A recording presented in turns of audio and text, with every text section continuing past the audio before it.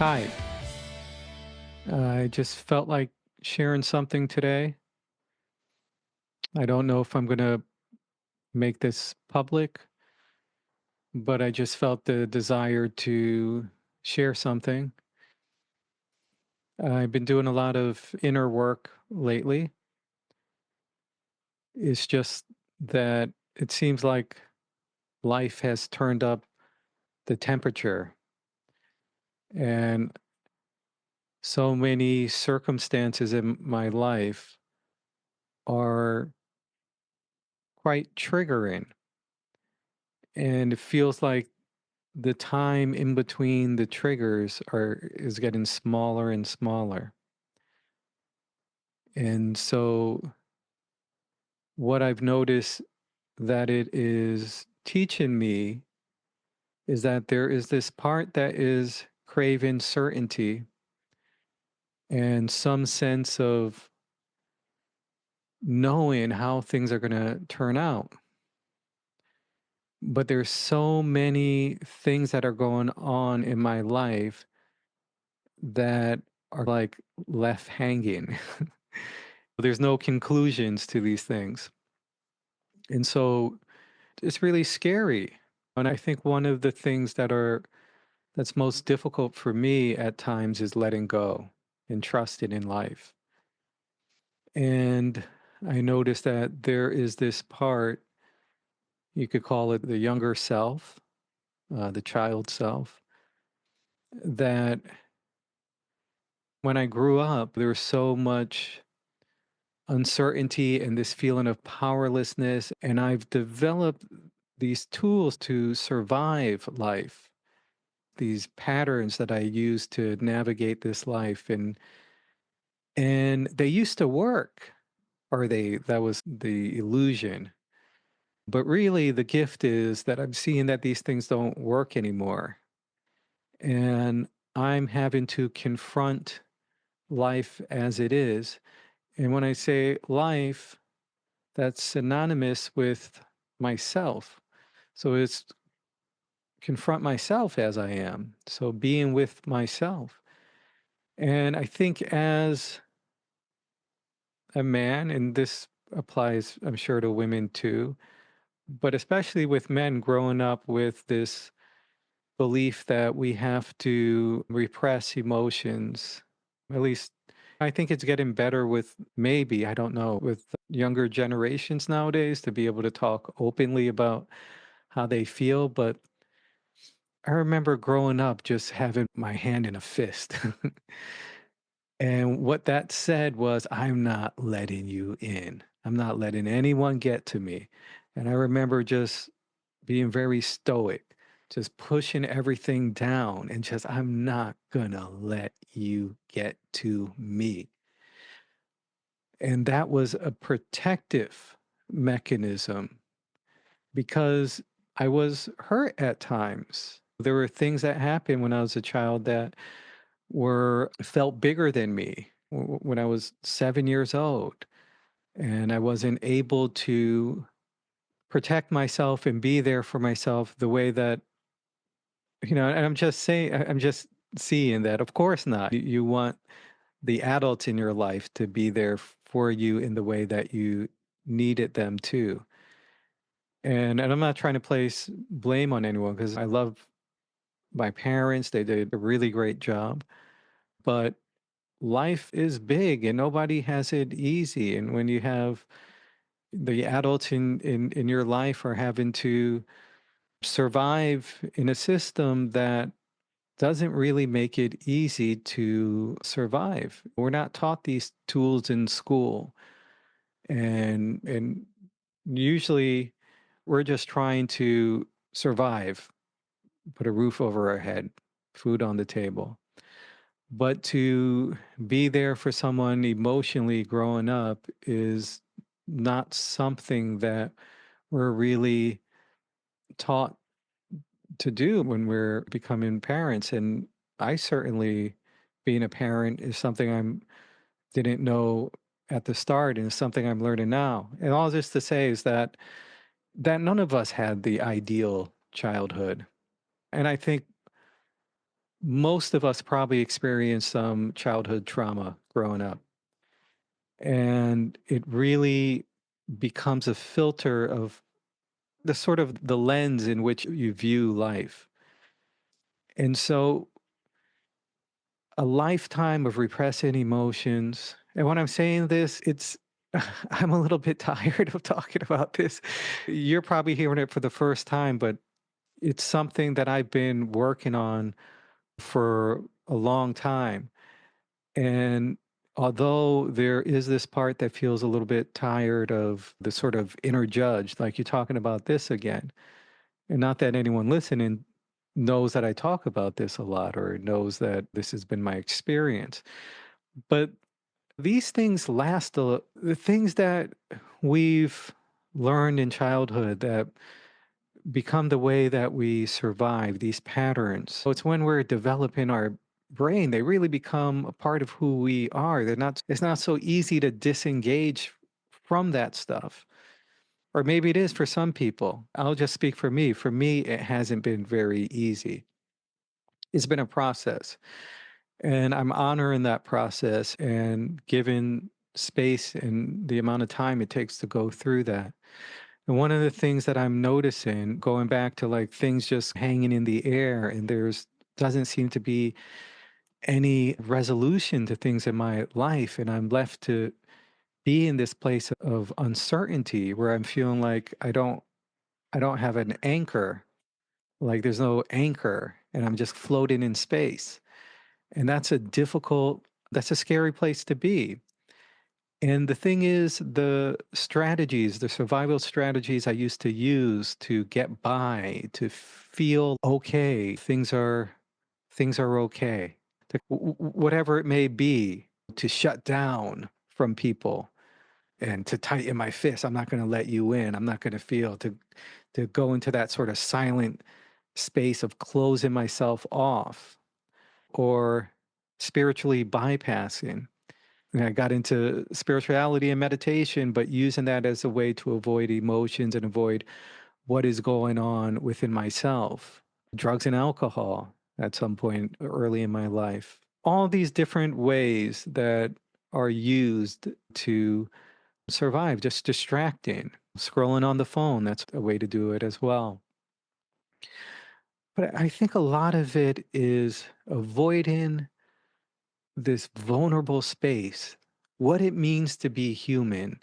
For me, what does it mean to be human? It is scary.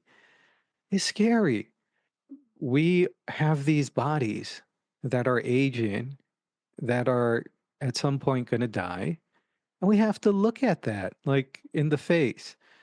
How many people do you look at that? Do you like really honestly just look at the fact that this body is going to go? And how do you look at everything in your life after taking that fact in that, we're on a clock that, and it's ticking and we're not going to be here forever.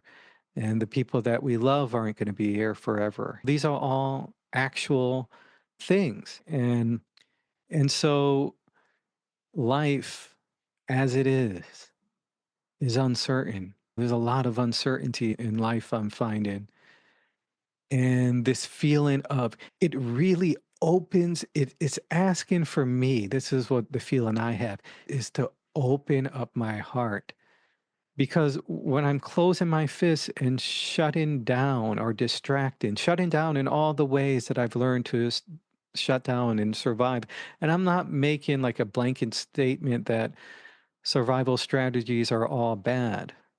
It's neither good or bad. You know for yourself which ones are keeping you from the light coming into your life and from evolving, and which ones are sometimes necessary. Sometimes we have to. So, what I'm saying is not so black and white. And I'm really talking from the experience I'm in, that I have been in now for some years now. And where, again, the time in between the triggers and stuff are getting smaller and smaller. There's it's like there's no room There's no room to maneuver. It's like checkmate, you know, when your king is in a very vulnerable position and you've run out of squares, you run out of pieces, and it's checkmate. And and what does that mean for me? For me, it is learning to be with life as it is. It's as simple as that. And I equate that to love.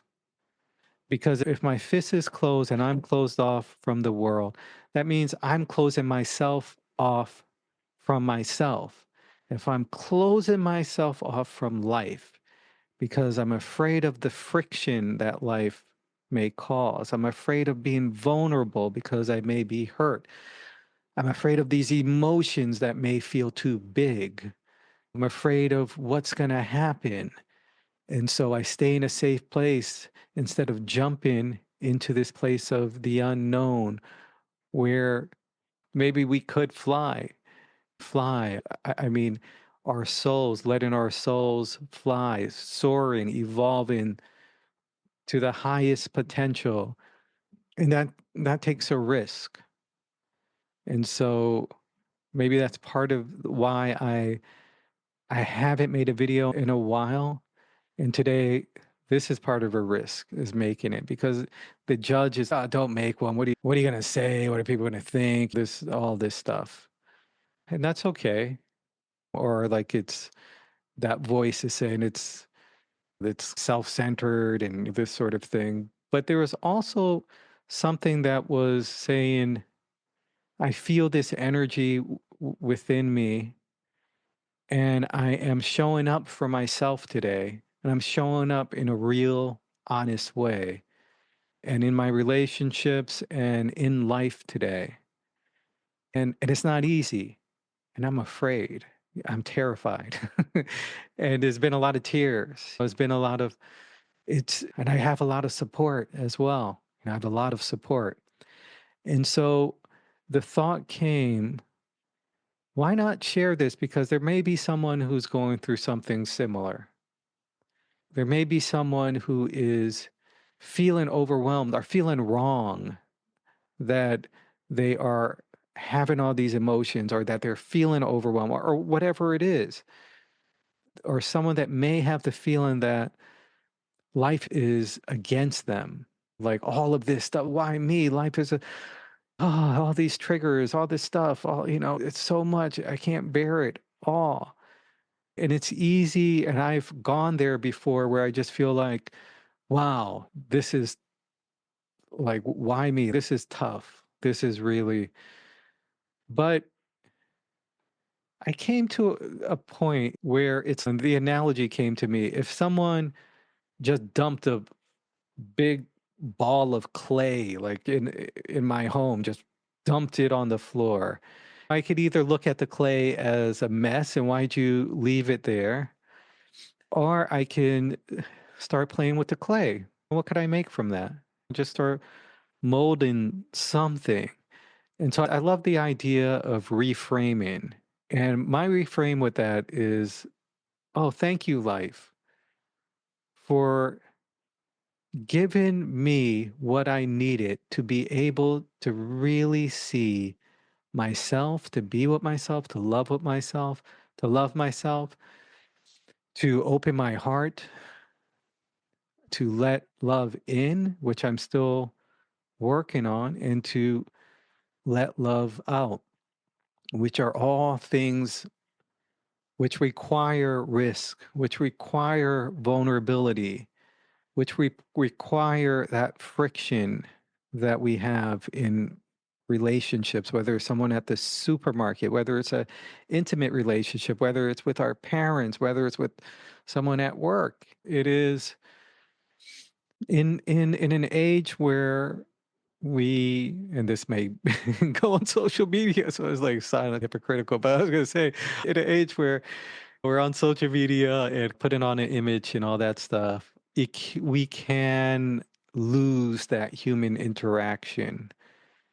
And what human interaction also brings is the ability to be a mirror to each other. And that sometimes creates some friction, but it in that friction, there's great opportunity for growth and for love. For love. That is as cliche or corny as it may sound, in the midst of everything being uncertain and me feeling, oh my gosh, what am I going to do with this life? The one thing that felt like my North Star is love. That's it. Like, just love. Just if we can just lean in that direction, how can I love better? How can I make myself available to love? And imagine like really take in what that means to love. So for me, it means being with life as it is. That means being with myself because I'm not separate from life. That means these emotions that come up, just being with it as it is. Whatever it is, the insecurity, the sometimes I have fear of abandonment. Whatever the things are, you have yours. Feeling embarrassed, feeling not good enough, feeling excited, feeling joyful, feeling happy, feeling passionate. Sometimes we repress even the good, positive emotions. Sometimes we repress those too. Because how can I be so bold to show that? So, yeah, just loving. That's my message for today. And that's for myself. And I share it with you. And if this has been helpful to you at all, I have a new book coming up. No, I'm kidding. That's it. And thank you. Thank you for listening. If you listened and if I even published this, I don't know. All right. Take care.